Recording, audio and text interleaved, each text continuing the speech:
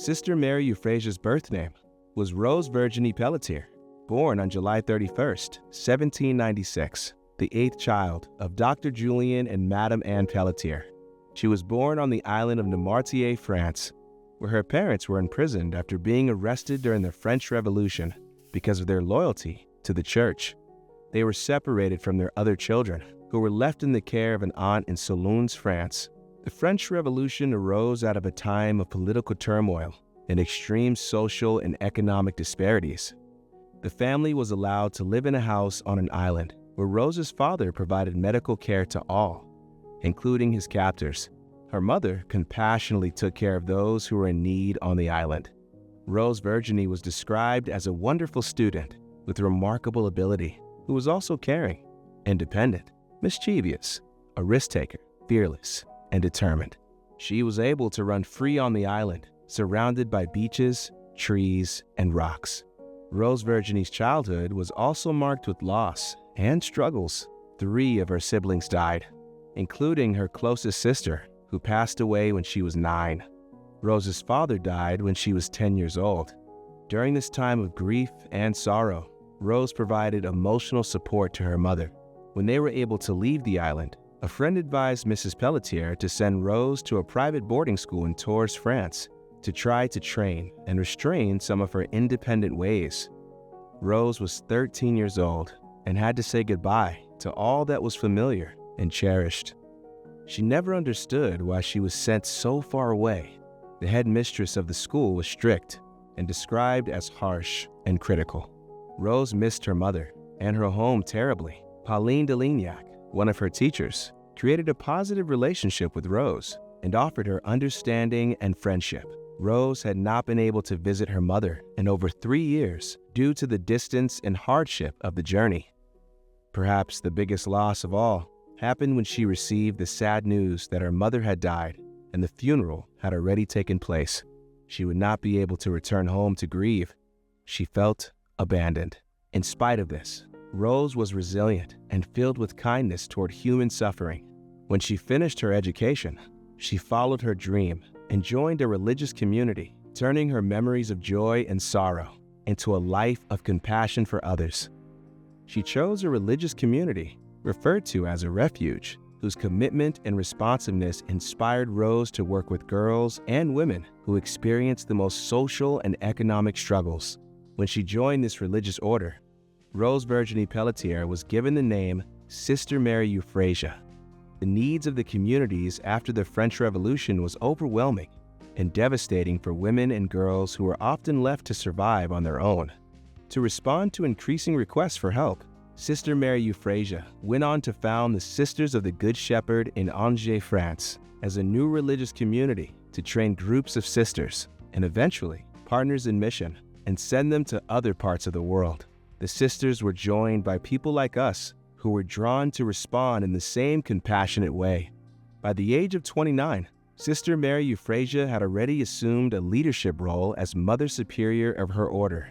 As a young leader, she faced some of the struggles and challenges similar to what we face today: need for resources, unfair policies, and political tensions. She worked closely with 2 particular collaborators who gave her countless advice and financial support to set up the Mother House and programs in Angers, France.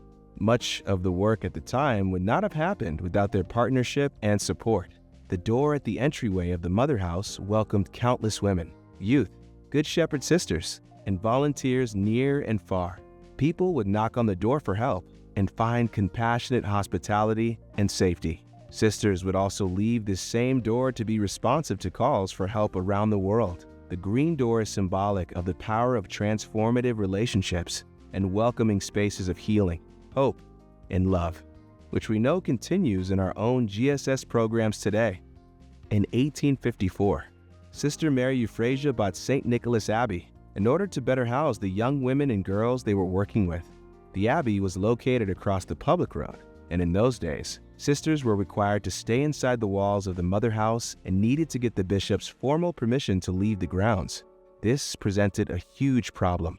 Sister Mary Euphrasia determined that she would build a tunnel to the abbey. In order to complete the tunnel, it was necessary to dig under a public street, disrupting the public right-of-way. a near impossible undertaking. However, the mayor greatly respected Sister Mary Euphrasia, and he gave her permission to complete her tunnel, a permission that would have been refused to anyone else. 50 men, with the help of sisters, built the tunnel, 1/3 mile long, in just 3 months. Sister Mary Euphrasia's creativity and determination allowed for the expansion to St. Nicholas Abbey, and eventually the expansion to 110 missions throughout the world. That success could not have been achieved without the many partnerships with benefactors and local officials to support her efforts. Sister Mary Euphrasia never forgot her childhood experiences and learned that it was important for adults to offer young people respect and understanding. Her philosophy of care was that young people needed to be treated with dignity and kindness. One of the greatest examples of this philosophy is Sister Mary Euphrasia's treatment of previously imprisoned girls. In Sister Mary Euphrasia's time, young girls who were imprisoned were provided the option to serve their sentence in a program that prepared them to return to society. With little notice, Sister Mary Euphrasia was asked to receive 75 of these girls. After they were walked across Paris in prison dress and possibly in chains, they were transported to the mother house in Angers, where the sisters were waiting for them with a warm meal in brightly colored dresses they had just sewn for them. Instead of treating the girls as prisoners, the sisters gave them the freedom to run around the beautiful grounds. In this healing-centered way, the girls were completely transformed. Sister Mary Euphrasia's timeless philosophy of care is reflected in the commitment to the strengths-based approach that we use in our work today. Bishop Benedict Joseph Flaget, who fled to America during the French Revolution, contacted Sister Mary Euphrasia to ask for help in responding to the desperate needs of women immigrants who were flooding into his community in Louisville, Kentucky. 5 sisters volunteered to cross the Atlantic and began the work of Good Shepherd in North America. Programs quickly grew in several cities in both Canada and in the United States. In the 1850s, just before the Civil War, New York City had a large population of homeless and displaced girls and women. Most were immigrants who had come to the city with few skills and resources and eventually turned to petty crime in order to survive. Often these women ended up in the Tombs, the notorious municipal detention center. 4 matrons, one we would call youth development counselors today, were concerned about the plight of these young women and were determined to create a home for them where they could be safe and learn independent living skills. After 2 years of raising money, in 1857, the matrons were able to buy a house on East 14th Street in Manhattan. At the request of the matrons, several Good Shepherd sisters from Philadelphia came to New York City and opened up a residential program at this 14th Street house. The home grew quickly, and they soon moved to new buildings on East 90th Street. By 1873, the sisters had provided quality programs for over 4,000 girls and women. Sister Mary Euphrasia was ahead of her time and had a worldview that knew no boundaries. She encouraged programs all over the world to work with people in need of support, protection, and compassion. She also urged them to be attentive and sensitive to cultures, languages, and religions. In fact, she required the sisters and staff to serve the food of the country the girls were from. She confronted social justice issues throughout the world as a fierce advocate and champion of those in need. She was a strong advocate for the plight of people who were enslaved. She organized women and raised ransom money for young girls in bondage, ensuring that the sisters offered their programs to those who had previously been sold into slavery. When programs opened in Africa, Sister Mary Euphrasia provided teachers to explain the Muslim faith to those who were working with youth from that religion.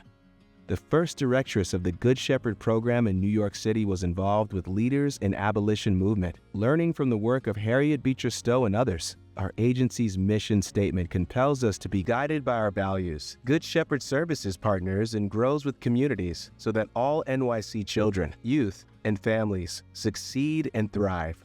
When women became a nun and entered a convent, the expectation was that she would spend the rest of her life there.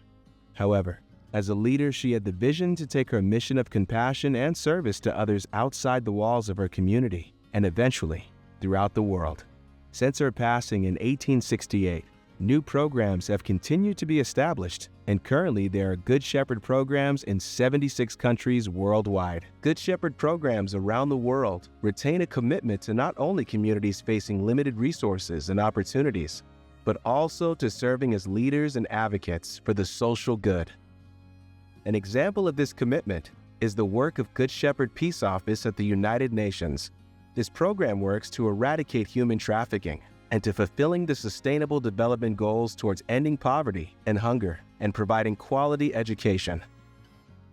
The Good Shepherd International Foundation, located in Rome, Italy, supports over 30 programs in the Global South, mainly focusing on community development, human rights, economic justice, and capacity building. Sister Mary Euphrasia's life of service, bold leadership, partnership, and commitment to creating a more just and compassionate world continues with us as we carry out the Good Shepherd Service's mission today.